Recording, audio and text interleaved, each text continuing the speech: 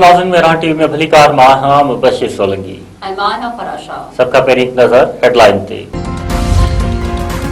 अमरीकी सदर Donald Trump चीन जो दौरो मुकम्मल करे अमेरिका रवानो। बेजिंग में सदर ट्रंप के चीनी इख्तियारनि अलविदा कयो। अमरीकी सदर 3 ॾींहनि जे सरकारी दौरे ते चीन आयो हुयो। ॿिन्ही मुल्कनि विच में वापारी मुआहदनि समेत मुख़्तलिफ़ मुआहदा कया विया। अमरीकी सदर डोनाल्ड ट्रंप जी चीनी सदर शी जिनपिंग सां मुलाक़ात। ट्रंप चयो आहे त ईरान मुआहिदो कीअं ख़त्म कजे। चीन ऐं असांजी सोच हिक जहिड़ी आहे। चीन सां केतिरा ई शानदार वापारी मुआहिदा कया आहिनि। असां केतिरा ई मसइला हल करे वरिता आहिनि जेके ॿिया माण्हू नथा करे सघनि। अमरीकी सदर वधीक चयो आहे त असां नथा चाहियूं त ईरान वटि एटमी हथियार हुजनि। चाहियूं था त हुर्मुज़ वारो सामुंडी लंघ खुलियल रहे।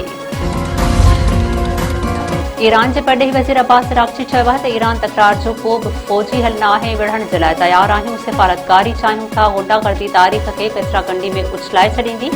दिल्ली में बरक्स परॾेही वज़ीरनि जी कॉन्फ्रेंस खे ख़िताब कंदे ईरानी परॾेही वज़ीर चयो आहे त हुर्मुज़ वापारी जहाज़नि जे लाइ खुलियल आहे। जहाज़नि जो अमलो ईरान सां ताउन करे। वज़ीर आज़म शहबाज शरीफ़ सां चीनी कारोबारी वफ़द जी मुलाक़ात। वज़ीर आज़म पारां पाक चीन कारोबारी सतह ते ताउन वधण ते इत्मिनान जो इज़हार। शहबाज शरीफ़ चयो आहे त ताउन सीड़पकारी ऐं सनअती शराकतदारीअ खे हथी वठाईंदो। हलंदड़ महीने जे आख़िर में चीन जे दौरे जो मुंतज़िर आहियां। IMF जी रिपोर्ट में चयो वियो आहे त विच ओभर जंग पाकिस्तान जी माशी हालतुनि खां ग़ैर यकीनी बणाए छॾियो आहे। इहो वाज़िह नाहे त पाकिस्तान जूं माशी हालतूं कहिड़े रुख़ में वेंदियूं।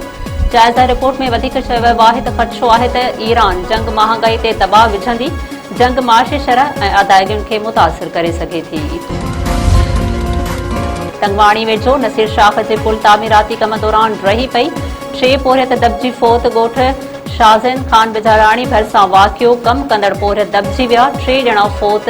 2 जी अबू बकर नंदवाणी ऐं इमाम बख्श नंदवाणी तौरु सुञाणप। पडीदन में वधंदड़ बदअमनीअ ख़िलाफ़ शटरबंद हड़ताल। नंढा वॾा कारोबारी मर्कज़ बंद। बदअमनीअ ख़िलाफ़ शहरी रोडनि ते निकिरी आया। सिंधू चौक ते एहतजाजी मुज़ाहिरो ऐं नारेबाज़ी। अॻवाणनि चयो आहे त शहर ऐं भर पासे बदअमनी वधी वई आहे। पुलिस तहरीक नथी वठे। इलाइक़े मां थियल फुरूं ऐं चोरी वापसि कराए अमुन बहाल करायो वञे।